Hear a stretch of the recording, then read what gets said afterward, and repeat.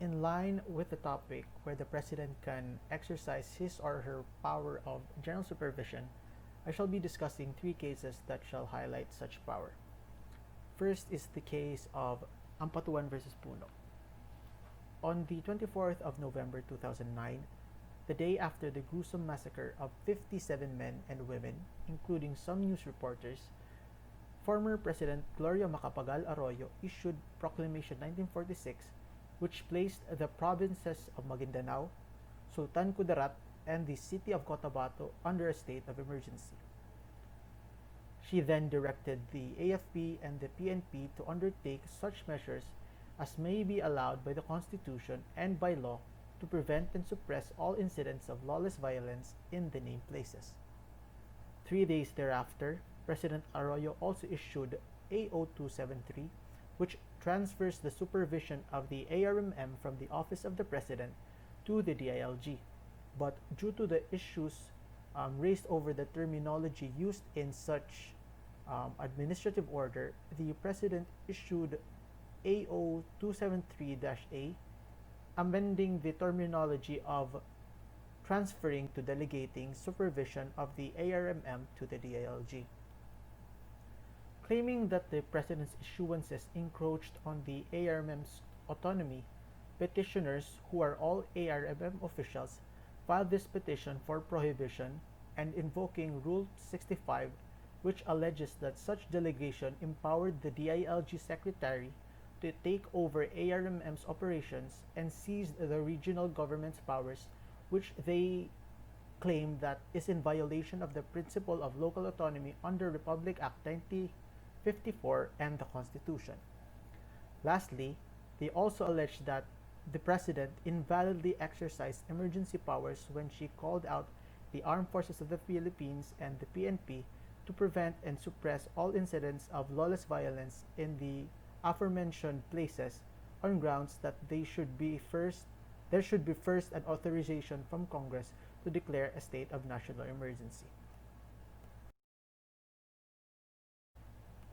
So the issues here now are whether or not there was indeed an encroachment on the principle of local autonomy pursuant to Republic Act 1954, and whether or not the President invalidly exercised emergency powers when she called out the AFP and the PNP to prevent and suppress all incidents of lawless violence in Maguindanao, Sultan Kudarat, and Cotabato City. The court held in the negative. The DILG Secretary did not take over control of the powers of the ARMM.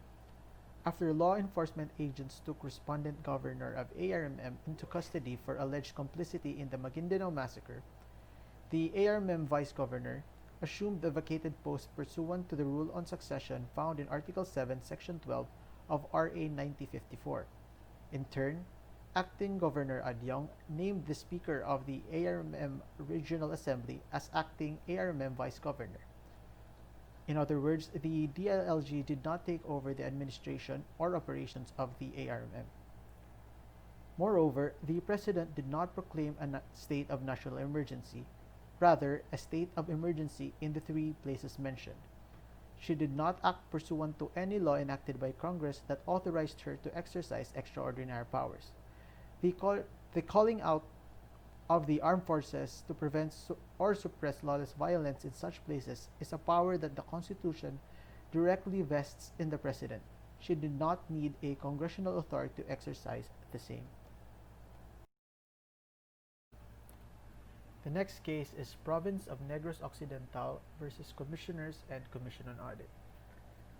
On December 21, 1994, the Sangguniang Panlalawigan of Negros Occidental passed Resolution number 720-A, allocating 4 million pesos of its retained earnings for the hospitalization and healthcare insurance benefits of 1,949 officials and employees of the province. After a public bidding, the Committee on Awards granted the insurance coverage to PhilumCare Health System Incorporated.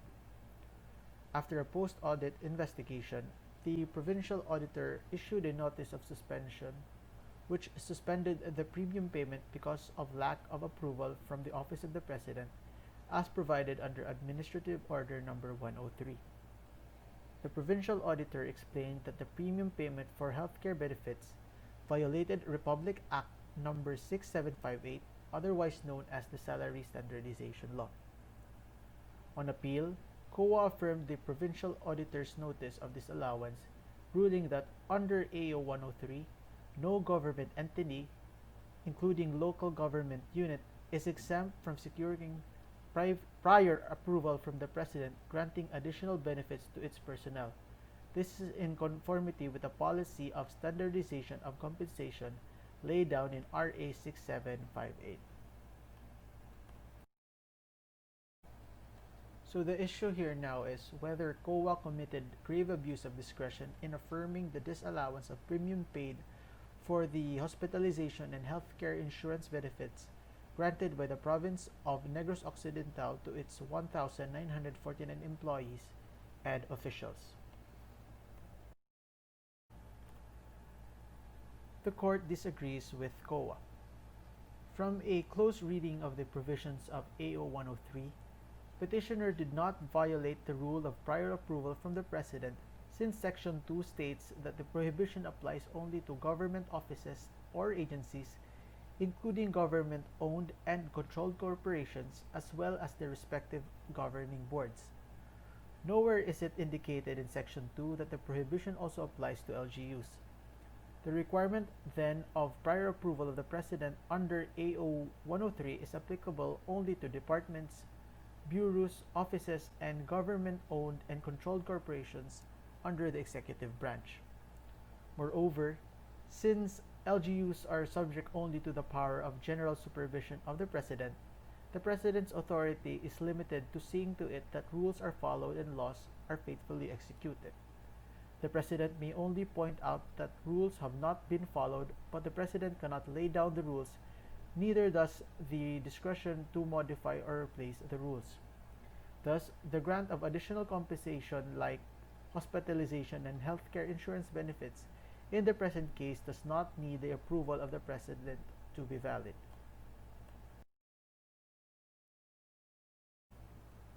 So the last case is Liga ng Mga Barangay versus Judge Paredes. DILG was appointed as interim caretaker to administer and manage the affairs of the Liga ng Mga Barangay in giving remedy to the alleged violations made by the incumbent officer of the Liga in the conduct of their elections. It issued 2 memorandum circulars which alter, modify, nullify, or set aside the actions of the Liga. With this, petitioner contends that DILG's appointments constitute undue interference in the internal affairs of the Liga, since they claim that the latter is not subject to DILG control and supervision. Respondent Judge, on the other hand, contends that DILG exercises general supervisory jurisdiction over LGUs, including the different leagues based on Section 1 of Administrative Order Number 267, providing for a broad premise of the supervisory power of the DILG. So the issue here now is whether or not the DILG Secretary, as alter ego of the President, has the power of control over the Liga ng Mga Barangay. The court ruled in the negative. Section 4, Article 10 of the Constitution provides that the President of the Philippines shall exercise general supervision over local government, which exclude the power of control. As the entity of exercising supervision over the Liga, the DILG's authority is limited to seeing to it that the rules are followed, but it cannot lay down such rules itself, nor does it have the discretion to modify or replace the same.